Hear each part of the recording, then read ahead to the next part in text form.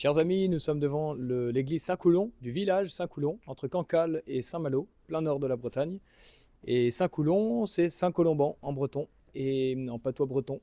Et nous avons découvert ici les traditions, qu'on continue à enseigner ça au catéchisme. Deux personnes étaient là dans la sacristie, ils nous ont raconté un petit peu euh, bah, tout ce qui avait attrait à la vie de Saint-Colomban. Et notamment un reliquaire un peu extraordinaire qui est dans la sacristie, qui était retrouvé en 2015, il y a juste 10 ans, chez les Sœurs de la Sagesse qui tenaient une école. Et apparemment, en faisant le tri, on a retrouvé ce reliquaire dans un grenier extraordinaire avec une relique de Saint-Colomban. Et, tenez-vous bien, une relique de Saint Clément, le troisième pape après Saint-Pierre. Saint Clément, le successeur de Saint-Pierre, le pape martyr. Et donc il y a une relique qui est vraiment importante, ex Ossibus, une relique de Saint Vincent, martyr aussi, ça c'est des très grands saints des premiers siècles. Et puis Saint Bénigne, c'est pas du premier, mais c'est du deuxième siècle, apôtre de Dijon, Saint Bénigne, martyr aussi. Et donc nous avons pu vénérer ces reliques, nous avons pu voir aussi deux autres reliquaires, un de Saint Judicaël et un autre dit de Saint Main, mais qui contient deux reliques de Saint Colomban, dont une qui vient de Rome et une qui vient de Bobbio, l'Italie, que Saint Colomban a fondé à Bobbio en Italie. Et puis, encore une petite relique tout à fait étonnante, le voile, le linge qui a servi à envelopper la tête de Saint Paul, tête qui a été décapitée à Rome le 29 juin 67. Et donc, il y a une toute petite parcelle de ce voile.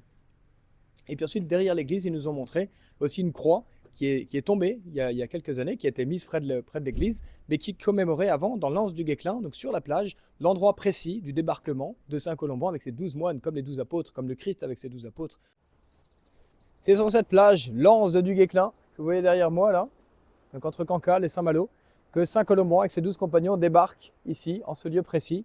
Et juste derrière nous, on ira tout à l'heure, se trouve une croix, un calvaire, qui commémore cette arrivée là de Colomban qui a tellement marqué, qui a tellement modifié le cours de l'histoire de l'Europe, parce qu'il est allé dans toutes les cours des rois, notamment la reine Brunéhaut, le roi Sigebert et le roi Clotaire II, et qu'il les a repris sévèrement, au point qu'il a été persécuté, et qu'une fois, la reine Brunéhaut, qui ne voulait pas de rival, qui ne voulait pas qu'on la reprenne, et a décidé de l'expulser en Irlande avec tous les moines irlandais qui étaient venus avec lui. Et donc il est parti comme ça, il est reparti, il a continué à prêcher, à faire des miracles, on peut suivre encore sa trace. Et à Nantes, il a pris le navire, et le navire n'a jamais pu partir. Donc il n'a jamais pu repartir en Irlande. Et on dit qu'il a eu des mots sur la Bretagne, qu'il ne voulait pas quitter la Bretagne comme ça. Et donc la Bretagne l'a retenu, et ensuite il est allé trouver le roi Clotaire II, le père de Dagobert, et qui s'est amendé de ses fautes, il avait lui aussi des fautes, qui s'est repris et qui a gardé ce moine Colomban pendant un certain temps, jusqu'à ce qu'ensuite il reparte pour aller fonder son abbaye de Bobbio en Italie. Et voilà, donc ça c'est l'histoire de Saint Colomban avec ses 12 moines, et nous y sommes très attachés parce que déjà il est né l'année de la mort de Saint Benoît. Et les deux grandes règles en Occident, avant les grandes réformes de Charlemagne, c'était la règle de Saint Benoît et la règle de Saint Colomban. Mais tous les monastères bretons suivaient la règle de Saint Colomban, et qui était beaucoup plus ascète, beaucoup plus difficile, mais aussi certainement beaucoup plus élevante pour les âmes rudes, qu'il fallait comprimer pour qu'elles puissent s'élever vers le ciel. Donc voilà, Saint Colomban c'est un grand monsieur. Autant Saint Benoît il est très connu, autant Saint Colomban il demande à être connu. Et une association, paraît-il, des Amis de Saint-Colomban, ici, fait beaucoup pour cela, pour le faire connaître. Et ils ont même tracé, comme ça, la Via Colombani, les voies, le passage, toutes les routes qui ont été empruntées par Saint-Colomban il y a 14 siècles. Voilà ce monument, cette croix Saint-Colomban de l'anse du Guesclin, qui commémore l'arrivée de Saint-Colomban sur cette plage. Parti de Bangor, en Irlande, Colomban débarque sur la plage du Guesclin en l'an 590 avec 12 compagnons. On est à l'époque de Saint Grégoire le Grand, pape à Rome. Il marche ensuite vers Luxeuil-les-Bains. En 20 ans, Colomban y crée 3 abbayes et écrit sa règle, base du monachisme colombanien qui se diffusera dans toute l'Europe. En conflit avec les souverains locaux, donc on a dit Brunéhaut, Sigebert et les autres, Colomban est expulsé vers Nantes pour rentrer en Irlande.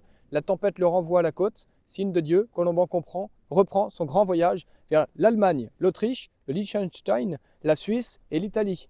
Bien accueilli par le roi de Lombardie, il y bâtit sa dernière abbaye à Bobbio, où il meurt le 23 novembre 615. Et le monument raconte en fait toute la vie de Saint Colomban depuis l'Irlande jusqu'en Italie, Bobbio, avec son itinéraire tout autour. Voilà, remercions le ciel d'avoir encore tant de traces de son passage et de pouvoir renouveler cet enthousiasme qu'il a su susciter dans cette Europe qui était mal prise aussi à son époque, peut-être pas autant qu'aujourd'hui.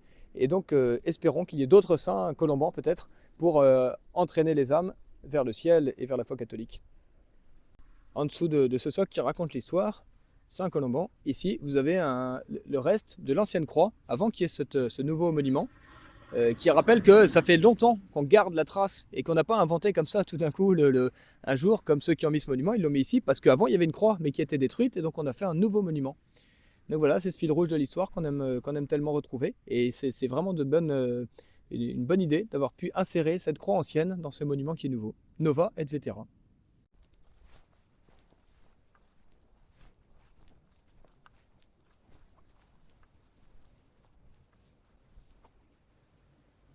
Voilà ce saint, avec son bâton d'abbé, sa petite colombe qui doit commémorer un miracle, et puis son navire avec lequel il est arrivé avec ses 12 compagnons. Et puis il y a une citation, peut-être de lui: si tu ôtes la liberté, tu ôtes la dignité. Peut-être qu'il a dit ça à l'un des rois, qui avait tendance à servir leur peuple pour leur passion. Et puis au-dessus, la fameuse croix celtique d'Irlande qu'il est venu planter. Alors voilà, vous voyez ici Bangor, avec son petit navire, et quitte l'Irlande, le pays de Galles, et puis il s'en va comme ça avec ses 12 compagnons, 1, 2, 3, 4, 5, 12, l'abbé qui est en tête, et ils arrivent donc ici à Saint-Coudon, à l'anse de Duguesclin. Et puis ensuite il va fonder ces 3 abbayes, là on le voit avec les 3 arches qui sont ici, à Luxeuil-les-Bains en Bourgogne, sous la protection de Sigebert, le roi de Bourgogne à l'époque. Et puis ensuite, pardon, je couperai. Ensuite ce sont les persécutions, il part, mais on voit surtout tout ce qui fleurit, c'est-à-dire tous les miracles qu'il fait, toutes les conversions qu'il va obtenir, et qui sont figurées par cet arbre gigantesque. Et puis ensuite, il y a une légende. Là, on voit ici un ours, et c'est un ours qui un jour est venu manger le bœuf qui servait à Saint-Colomban pour défricher ses terres. Et on dit que Saint-Colomban s'est tourné vers l'ours et a dit: à partir de maintenant, c'est toi qui me serviras pour tirer la charrue. Et il y a une mention qu'il faut rappeler aussi, qui est intéressante dans la règle de Saint-Colomban, c'est qu'il a fait une règle dure, c'est-à-dire que le moine, pour qu'il aille se coucher, il fallait quasiment qu'il tombe au sol de fatigue avant d'atteindre son lit. Et d'une, il y avait ça, et ensuite il fallait jamais se lever une fois qu'on avait suffisamment dormi, toujours avant. Alors, il a mené comme ça des hommes, et c'est grâce à ça, grâce au travail de tous ces hommes, qui faisaient à la fois œuvre intellectuelle, il fallait écrire des manuscrits, garder l'histoire, conserver la mémoire, et puis œuvre physique, manuelle, dans les champs, etc., défricher, dessoucher, faire les choses rudes, qui fait que la France, l'Europe, est devenue cette terre si belle, ce petit paradis aujourd'hui. Et c'est grâce à cette sévérité de Saint-Colomban, qui était bien sûr tempérée par sa bonté, par sa charité, c'était pour le bien. Et il a lancé comme ça ainsi l'agriculture, il a fait beaucoup de découvertes et d'inventions qui ont été à l'origine de ce magnifique Moyen-Âge qui a suivi. Mais il faut ajouter, pour conclure cette vidéo, que Saint-Colomban est venu après les 7 saints fondateurs, après Saint-Malo, Saint-Brieuc, Saint-Paterne, un siècle plus tard. Mais de la même manière, Saint-Malo, Saint-Paterne étaient eux-mêmes venus ranimer la flamme. Donc on voit aussi cette succession de saints qui viennent à chaque fois réveiller cette petite graine qui était plantée des siècles plus tôt, et qui a tendance à être, par les ronces, par les épines, par la chaleur du soleil, par toutes les persécutions, à être enfouie. Et eux, ils viennent déblayer la terre, et hop, ça repart comme ça pendant un siècle ou deux. Ensuite, ça retombe et ça repart. Aujourd'hui, ça retombe, on peut dire. On attend le signal que ça reparte. Saint-Colomban, s'il vous plaît, priez pour que ça reparte dans le sens que Dieu veut, pour que son règne arrive.